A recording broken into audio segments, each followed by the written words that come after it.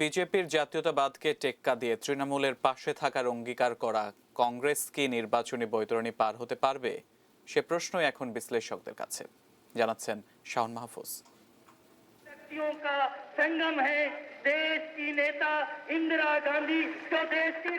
স্বাধীনতার পর থেকে ইন্দিরা গান্ধীর মৃত্যু অবধি স্বমহিমায় উজ্জ্বল ছিল ১৩৪ বছরের পুরনো দল কংগ্রেস।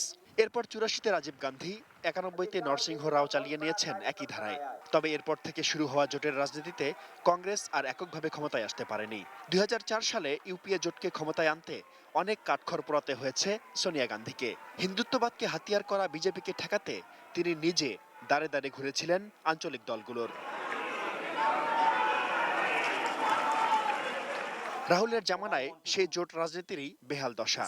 অনেকের মতে তীব্র অহংবোধের কারণে সাংগঠনিকভাবে সফল হতে পারেননি সোনিয়া পুত্র। তবে এখন দলে নতুন প্রাণের আভাস প্রিয়াঙ্কার ছোঁয়ায়। রাহুলের হাতে কংগ্রেসের নেতৃত্ব দিয়ে জোট গড়তে পাশে ছিলেন সোনিয়া। তারপরও ভাগাভাগির রাজনীতিতে মীমাংসা না হওয়ায় ২৯টি রাজ্যের মধ্যে ১৭টিতেই একলা চলনীতিতে কংগ্রেস।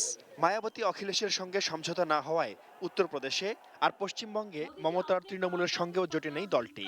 অন্ধ্রপ্রদেশের শক্তিশালী তেলেগু দেশম পার্টি, ওড়িশায় বিজু জনতা দল ছাড়াও পাঞ্জাব, গোয়া, হরিয়ানা এবং সেভেন সিস্টার্সেও জোট গড়তে পারেনি রাহুলের দল। তবে দিল্লি ধরে রাখতে শেষ মুহূর্তে কেজরিওয়ালের সঙ্গে জোটে গেছে কংগ্রেস। জম্মু কাশ্মীর দখলে নিতে ন্যাশনাল কনফারেন্সের নেতা ফারুক আবদুল্লার সঙ্গে হাত মিলিয়েছেন রাহুল। কিছু ছাড় দিয়ে বিহার, তামিলনাড়ু, কর্ণাটক, মহারাষ্ট্র ও কেরালায় জোটবদ্ধ হয়েছেন তিনি। हिंदुस्तान के 15 सबसे अमीर लोगों का कर्जा माफ किया है। বিশ্লেষকরা বলছেন, বহু সময় পর অন্তর্কন্দল কাটিয়ে তালে ফিরছে কংগ্রেস, কিন্তু উঠতে পারেনি বিজেপির গতিতে। তারপরও সাধারণ মানুষের জন্য আশা জাগানিয়া ইশতেহার দিয়েছে তারা। দেশের ২০% গরিব পরিবারকে বছরে ৭২,০০০ টাকা। বিশ্বের বৃহত্তম গণতন্ত্রের দারিদ্র্যের ওপর এটাই ফাইনাল অ্যাসল্ট, এমনটাই বলেছেন রাহুল গান্ধী। তার এই স্বপ্নকে অনেকেই দেখছেন মাস্টার স্ট্রোক হিসেবে। किसानों का एक सेपरेट बजट होना चाहिए। हिंदुस्तान के किसान को मालूम होना चाहिए कि उसको कितना पैसा दिया जा रहा है, उसकी एमएसपी कितनी बढ़ाई जाएगी, सब उसके सामने होना चाहिए। दूध का दूध, पानी का पानी होना चाहिए।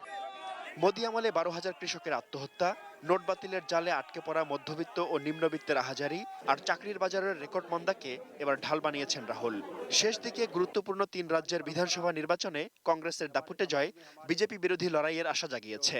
বিজেপির তথাকথিত জাতীয়তাবাদকে রুখে দিয়ে কংগ্রেস নির্বাচনী বৈতরণী পার হতে পারে কিনা সেটাই এখন দেখার অপেক্ষা।